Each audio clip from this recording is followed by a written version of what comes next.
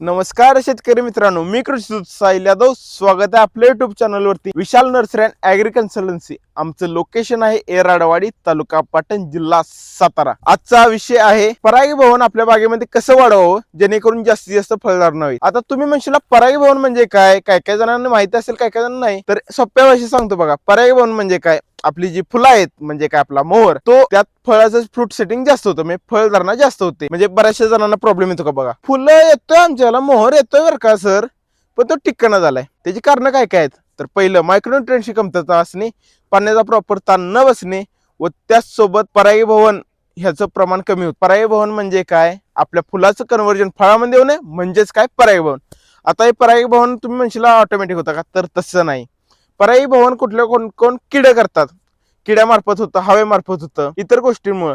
पण आपल्या पिकामध्ये म्हणजे आंब्यामध्ये सगळ्यात जास्त परागी भवन होतं ते म्हणजे किड्यांमार्फत. आणि त्यामध्ये पण एक असं किडा आहे ते म्हणजे आपल्याला एकदम फायदेशीर आहे. तुम्ही म्हणशील असलं कुसलं किड हो एवढं फायदेशीर आहे, तर आपली मधमाशी. मधमाशी आपल्याला मध पण देत्या, त्यासोबत परागी भवन पण करत्या. आता परागी भवन करायचं आहे म्हणजे आपल्या बागेत काय जास्त पाहिजे, मधमाशा. तर मी आता तुम्हाला अशा टिप्स देणार आहे जेणेकरून आपल्या बागेतलं परागी भवन वाढावं. पहिली टिप ती म्हणजे कुठली, ज्या शेतकऱ्यांची जास्त एरिया आहे, म्हणजे काय 1 एकर 2 एकर एवढी शेती असेल, आंबा बागायतदार असाल, तर त्या शेतकऱ्यांना असे माझं कन्सल्ट आहे की त्या शेतकऱ्यांनी त्यांच्या बागेमध्ये माशांच्या पेट्या ठेवाव्या, जेणेकरून त्या भागामध्ये परागी भवन वाढेल. एका एकरात साधारणपणे 4 ते 5 पेट्या पुरेशा आहेत, जेणेकरून तुम्हाला 2 इन्कम चालू होणार. पहिलं म्हणजे परागी भवन वाढलं, फ्रूट सेटिंग चांगलं झालं, उत्पन्न वाढलं.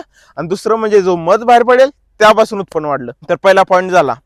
आता दुसरं, आता तुम्ही म्हणशील सर आमची जरा एरिया कमी आहे, आम्ही काय करू शकतोय, तर करू शकतोय ना तुम्ही पण. काय करायचं, जास्तीत जास्त आपण काय केलं पाहिजे, गुळाचा स्प्रे मारू शकतो, जेणेकरून जास्तीत जास्त मधमाशा अट्रॅक्ट होतात. मधमाशा गोड पदार्थाला अट्रॅक्ट होतात. म्हणून पहिलं काय घ्यायचा, जो गुळाचं आणि पाण्याचं मिश्रण करून त्याचा स्प्रे घ्यावा. जमिनीवरती वगैरे कुठेही मारलं चालेल, मोहरावर डायरेक्ट मारू नये. नंतर दुसरं, जर का आपण 100 ग्रॅम साखर, 1 लिंबू आणि 1 लिटर पाण्यामध्ये जर का मिक्स करून मारलं. आता तिसरी टिप काय आहे की आपली बागेच्या आवारामध्ये जास्तीत जास्त फुलझाडे लावावी. जसं की आपलं मोगरा आहे, निशिगंध आहे, त्याचसोबत चाफा आहे. असली जर का आपण पिकं वगैरे लावली की जास्तीत जास्त फुलं आली, त्यातनं सौंदर्याचं हे पसरलं की आपल्या बागेतून मधमाशा 100% येणार. ते आपण क्वालिटीमध्ये. हे झालं की नंतर आता आपण मधमाशा बोलवतोय त्यासोबत आपण मारतोय पण. तुम्ही म्हणशाल कसं, तर दादा शेतकरी मित्रांनो, आपण आहे ना जेव्हा स्प्रे मारतो, कीटकनाशकाचा स्प्रे मारणं गरजेचं आहे, ते मला पण माहिती आहे. कारण की बरेचसे अशी कीड आहेत ते जर का ह्या स्टेजला कंट्रोल केलं नाहीत तर आपला मोहर जाऊ शकतोय. पण त्यासोबत त्या मधमाशीचा पण विचार करणं गरजेचं आहे.